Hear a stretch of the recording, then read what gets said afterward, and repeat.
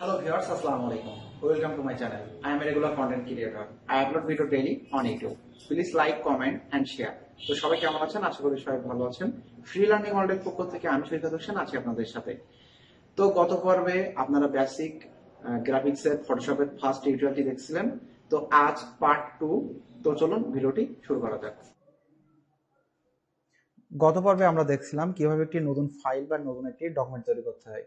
তো আমরা ফাইল থেকে নিউ অপশনে ক্লিক করি, দেন আমরা এখান থেকে একটা সাইজ ডেমো একটি সাইজ নিয়ে আমরা জাস্ট ক্রিয়েটে ক্লিক করলাম। দেখুন আমাদের কিন্তু ফাইলটি ওপেন হয়ে গেছে।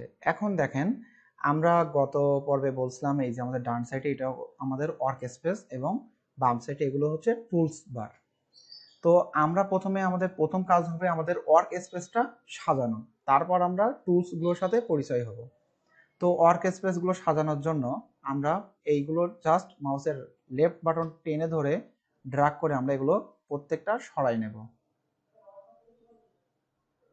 প্রত্যেকটা আইটেম আমরা সরাই নিয়ে আসি।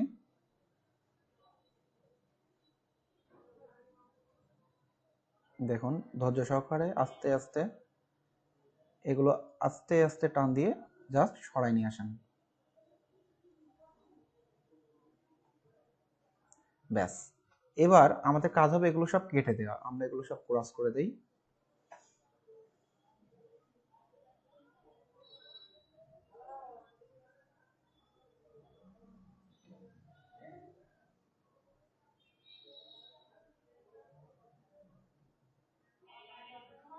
ওকে, আমরা সব ক্রস করে দিলাম। এখন আমরা আমাদের মনের মতো করে ওয়ার্ক স্পেসগুলো সাজাবো।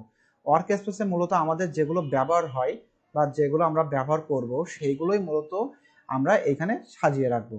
তো আমি তার জন্য জাস্ট উইন্ডোতে ক্লিক করব। উইন্ডোতে ক্লিক করার পরে দেখেন দ্বিতীয় অপশানটি হচ্ছে ওয়ার্ক স্পেস। এখানে দেখেন বিভিন্ন মোডে ওয়ার্ক স্পেস দেওয়া আছে। এখানে 3ডির জন্য 3ডি graphics and web, motion, painting, ফটোগ্রাফির জন্য এখানে বিভিন্ন স্যাম্পল আপনার দেওয়া আছে, সেই অনুযায়ী ওয়ার্ক স্পেস সাজানো আছে। তো আমরা কি করব, আমরা নতুন একটা ওয়ার্ক স্পেস তৈরি করব। তার জন্য আমরা জাস্ট এখান থেকে নিউ ওয়ার্ক স্পেস, আমরা উইন্ডোতে ক্লিক করব, উইন্ডো অপশন থেকে ওয়ার্ক স্পেস, দেন নিউ ওয়ার্ক স্পেস। তো আমি ক্লিক করলাম। দেখেন এইখানে আনটাইটেলড দেওয়া আছে। তো আমাদের এইখানে নাম দিতে হবে যে আমাদের ওয়ার্ক স্পেসটার নাম কি দেব। তো আমি এখানে, আপনারা চাইলে আপনাদের নিজেদের নাম দিতে পারেন, আমি জাস্ট একটা নাম দেই ডেমো 01। দেওয়ার পর আমি জাস্ট এখান থেকে সেভে ক্লিক করলাম। সেভে ক্লিক করার পর আমাদের এই ওয়ার্ক স্পেসটা ডেমো 1 নামে সেভ হয়ে গেল। দেখেন এখানে ডেমো 1 নামে সেভ হয়ে গেল। এখন আমরা কি করব, আমরা আমাদের নিজেদের মতো করে এইগুলো নিয়ে সাজাবো। তো আমাদের কি কি আইটেম লাগতে পারে আমরা এখানে দেখব। আমি সাপোজ প্রথমে কালার নেব, আমার কালারটি লাগবে। তারপর নেব গ্রেডিয়েন্টটা আমার লাগবে। কাজের সুবিধার্থে আমি লেয়ারটি নেব। আপাতত আমার যেগুলো নর্মালি লাগবে বেসিক কাজ দেখানোর জন্য সেগুলো আমি আপাতত নেব। এরপরে নেব প্যারাগ্রাফ, যেটা আমাদের লেখালেখির কাজে অনেক হেল্প করবে। এটা নিয়ে আসি এদিকে আমরা।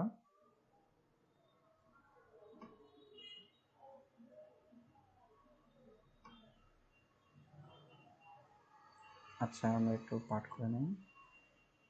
আচ্ছা এরপরে লাগবে হচ্ছে আমার প্রপার্টিস, আমি প্রপার্টিসটাও নিয়ে নিলাম। আচ্ছা মোটামুটি আমি আপাতত এই কয়টাই নিয়ে রাখি। এখন আমরা এটা কিভাবে সাজাবো, আমরা তো এখানে অনেকগুলো পার্ট চলে আসছে, এখন আমরা এটা কিভাবে সাজাবো। তো আমরা প্রথমে লেয়ার, এই যে এটা আমরা টেনে ধরে জাস্ট এই বরাবর দেখেন এনে এখানে একটা ব্লু কালার চলে আসছে। এখান থেকে ছেড়ে দিলে হবে না, আমরা জাস্ট এখানে টেনে এখানে এনে জাস্ট ছেড়ে দেবো। দেওয়ার পর দেখেন এর মতো একটা জায়গা নিয়ে নিছে লেয়ার। এবার আমরা কি করব, লেয়ারের পরে আমরা এই যে প্যারাগ্রাফ এইটা রাখবো। তো আমি লেয়ারের পরে ঠিক এইখানে প্যারাগ্রাফটা রাখলাম। প্যারাগ্রাফের পরে এই যে ক্যারেক্টার প্যানেলটা রাখবো জাস্ট এইখানে।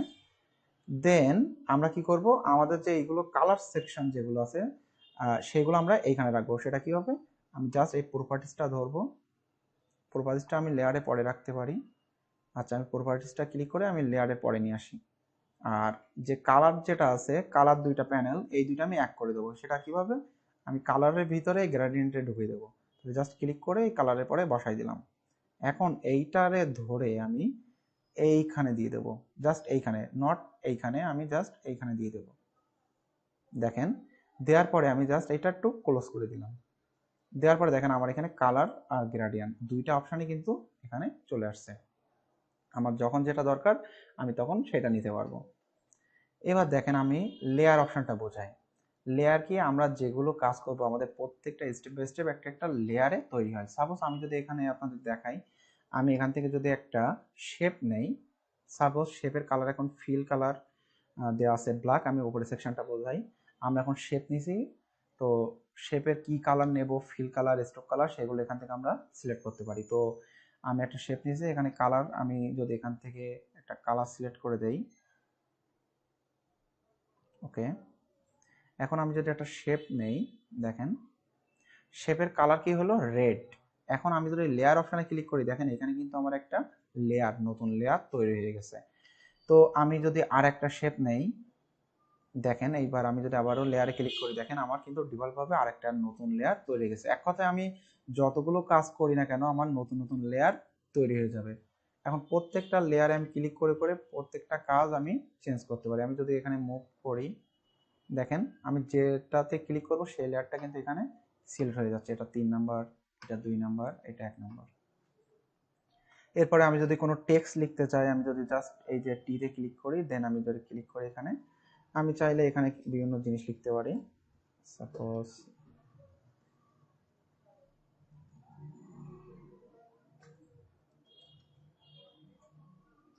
ফ্রি লার্নিং ওয়ার্ড লিখলাম।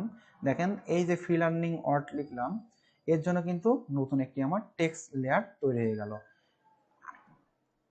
এখানে আমি টিকমার্ক দিয়ে দিলাম। এখন আমি যদি চাই যে এই যে ফ্রি লার্নিং ওয়ার্ড, এই লেখাটি আমি একটু বড় করতে চাই, তাহলে কি করব আমি, দেখেন আমি যদি এইখানে ক্লিক করি বা এখানে ক্লিক করি তাহলে কিন্তু হবে না, জাস্ট এর উপরে ক্লিক করতে হবে। দেখেন আমার এখানে সেট হয়ে আছে। অথবা আমি যদি ওখানে ক্লিক না করি, জাস্ট এখান থেকেও ক্লিক করে রাখি, তাও কিন্তু আমার ওটা সিলেক্ট হয়ে যাবে। আচ্ছা, এবার আমি যদি প্রপার্টিস অপশানে যাই, দেখেন আমি যদি প্রপার্টিস অপশানে যাই, তাহলে এই যে লেখাটা, এই লেখাটার ফন্ট স্টাইল কি, এটা রেগুলার ফন্টে কিনা, এটার ফন্ট সাইজ কত, সব কিন্তু আমি এখান থেকে দেখতে পাচ্ছি। দেখেন আমি এখানে জাস্ট ফন্ট সাইজটা বাড়াই দিলে বেড়ে যাচ্ছে, আমি যদি কমাই দিই কমে যাবে।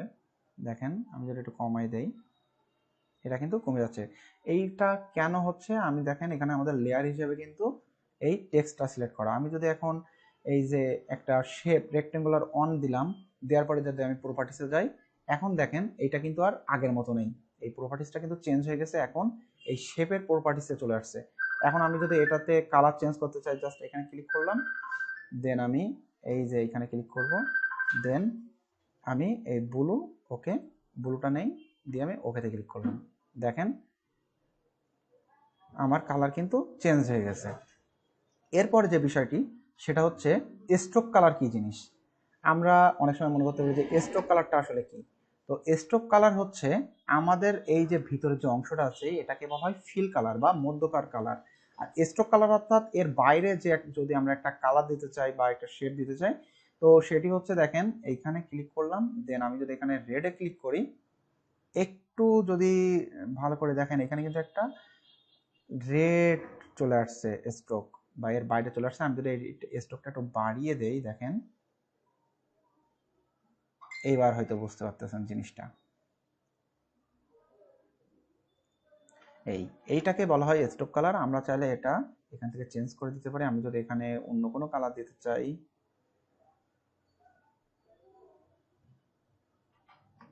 ওকে, দেন দেখেন সহজে কিন্তু আমার কালারটি চেঞ্জ হয়ে গেছে। তো আর একটা বিষয় হচ্ছে আমাদের প্রথম যে অপশনটা সেটা হচ্ছে এখানে দেখেন, এইখানে অটো সিলেক্ট নামে একটা অপশন আছে। তো আমরা যে শেপে ক্লিক করতেছি সেই শেপটা কিন্তু আমরা মুভ করতে পারতেছি। বাট অনেকের দেখা যাচ্ছে এই ফটোশপ ফাইলটা ওপেন করার পরে এখানে ক্লিক করলেও হবে না, যে লেয়ারটা সিলেক্ট শুধুমাত্র ওই লেয়ারটি চলবে বা আপনারা নাড়াচাড়া করতে পারবেন।